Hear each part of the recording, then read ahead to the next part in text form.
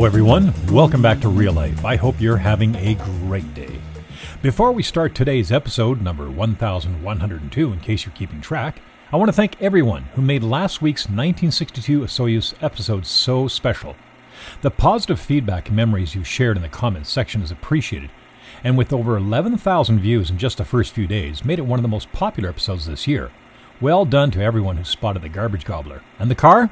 It's a gorgeous 1960 Mercedes-Benz 220. Clearly the reel was a hit. Thank you. And there's more Soyuz episodes coming soon. I'm likely having just as much fun producing these old reels as you are watching them. Today, we're visiting Big White Ski Hill, just east of Kelowna, in summer, during the off-season when it was a quiet time at ski resorts. A time when major maintenance and upgrade work could be done without people getting in the way. This was before the popularity of mountain biking, which nearly every hill enjoys these days.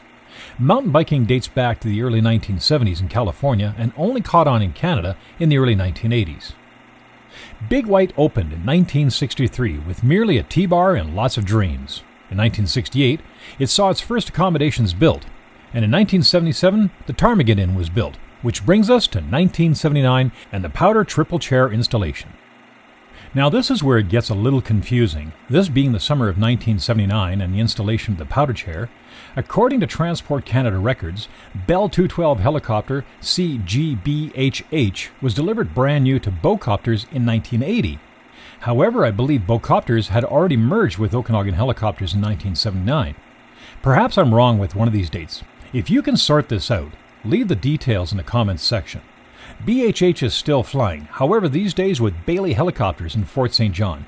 Ah, the joys of rabbit holes. Back to the work at hand.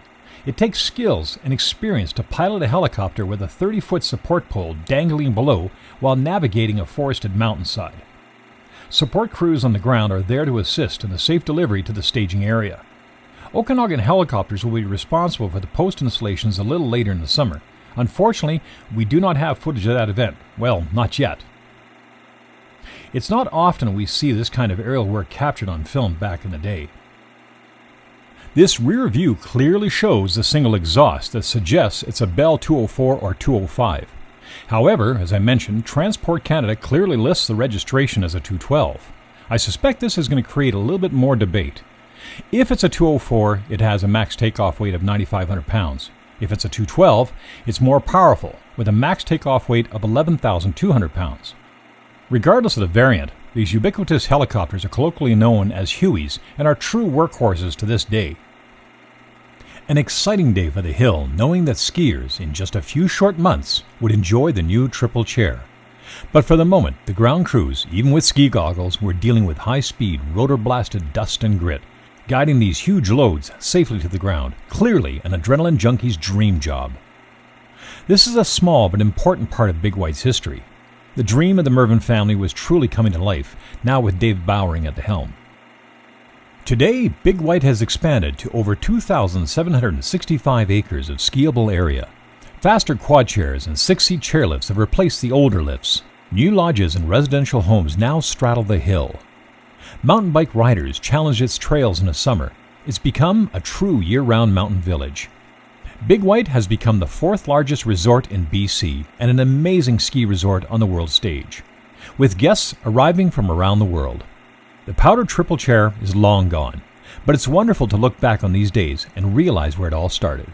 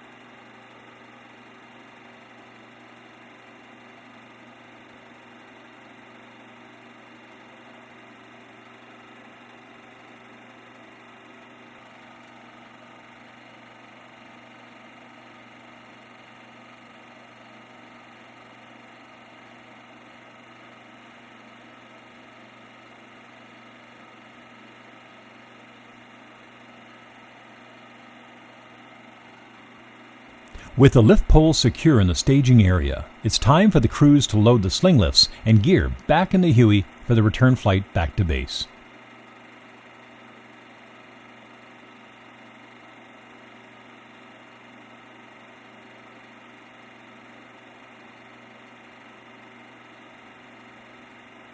Big White Mountain has plenty of flora and fauna to appreciate in the summer. With the helicopter returning to base, there was time for our cinematographer to capture nature at its finest along its wooded slopes.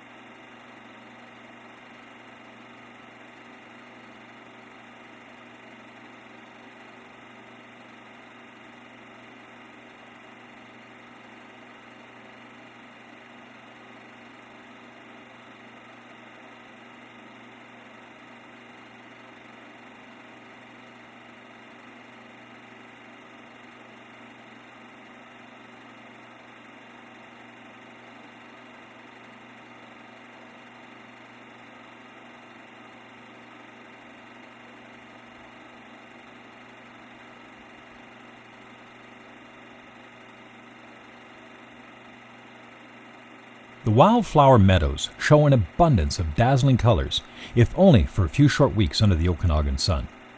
Special thanks to Hugo Kohler for collaborating on this wonderful reel.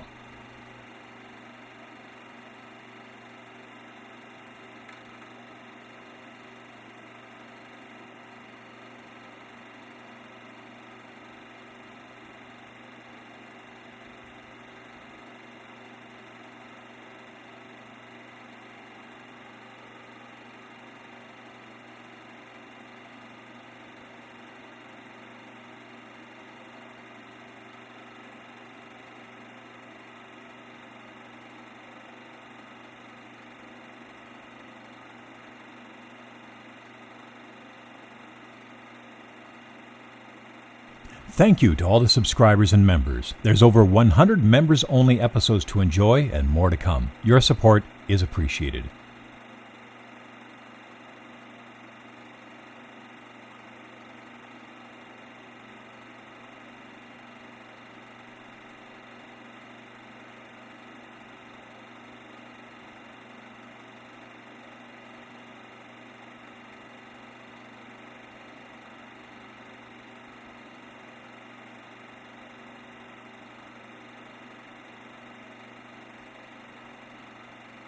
Thanks for watching. Have a great day. Be kind, and we'll see you next time on Real Life.